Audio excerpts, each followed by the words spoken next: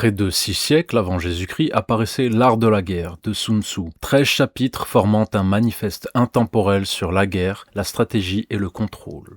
Figure emblématique de la Chine antique et de la philosophie, Sun Tzu a influencé un nombre incalculable de guerriers, de dirigeants et d'entrepreneurs à travers les âges. Et même si certains historiens remettent aujourd'hui en question son existence réelle, une chose reste indéniable. Les maximes de ce traité comptent parmi les plus influentes de l'histoire de l'humanité.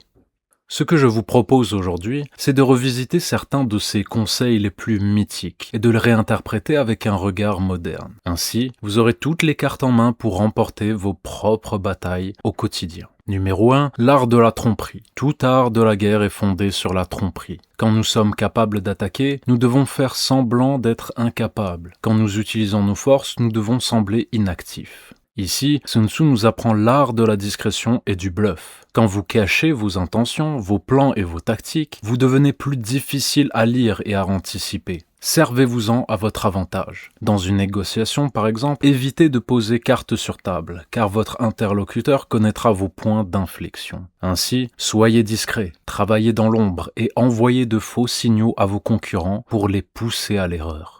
Numéro 2, gagner sans combattre. L'art suprême de la guerre, c'est de soumettre l'ennemi sans combat. La confrontation directe est coûteuse en ressources, plus risquée, et peut mener à la destruction et au chaos. Si possible, préférez un arrangement à l'amiable à une dispute sans merci. Si vous essayez de surpasser un concurrent, devenez tout simplement meilleur que lui plutôt que d'essayer de le détruire. L'affrontement direct ne doit être utilisé qu'en dernier recours. Numéro 3, la connaissance de soi et de l'autre. Si vous connaissez vos ennemis et que vous vous connaissez vous-même, vous n'aurez pas à craindre le résultat de 100 batailles. L'idée ici, c'est que la connaissance de soi et de l'autre permet de prendre des décisions éclairées, d'anticiper en amont et de garder le contrôle. Quelles sont les chances que vous arriviez à destination sans connaître le chemin, de gagner au poker sans connaître votre main ou de réussir un entretien d'embauche sans savoir ce que le recruteur attend réellement de vous. Manquer de compréhension de soi et de l'autre, c'est se garantir de rencontrer des imprévus et de commettre des erreurs de jugement. Numéro 4, s'adapter comme l'eau. La stratégie militaire est comme l'eau. L'eau évite les hauteurs et se précipite vers les creux. De même manière, évite les forces de l'ennemi et frappe ses faiblesses. L'eau n'a pas de forme constante. Tout comme l'eau, soyez flexible. N'ayez pas d'ego et ne vous entêtez pas. Quand une stratégie ne fonctionne pas, la pire erreur est d'insister et d'espérer des résultats différents. Quand vous voyez une stratégie échouer, ce n'est pas le signe qu'il faut redoubler d'efforts, c'est l'indice qui montre qu'il faut adopter une approche différente et voir le problème sous un angle nouveau.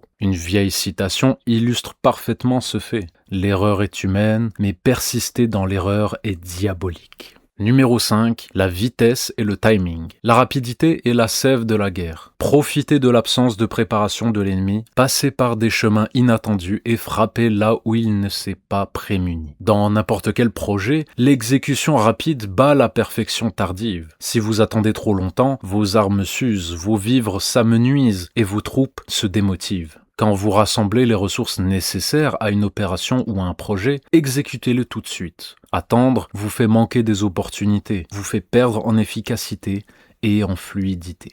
Alors voilà, cette vidéo est désormais terminée. Nous avons appris grâce à Sun Tzu que la discrétion est maître, que gagner son combat est la meilleure option, que la connaissance est garante de succès, que l'adaptation est la clé et que la vitesse d'exécution bat l'attente de conditions parfaites. Dites-moi lequel de ces conseils vous semble être le plus utile aujourd'hui. Écrivez-le en commentaire. N'hésitez pas à liker la vidéo et à vous abonner à la chaîne. Je vous souhaite de passer une très bonne journée. Allez, ciao!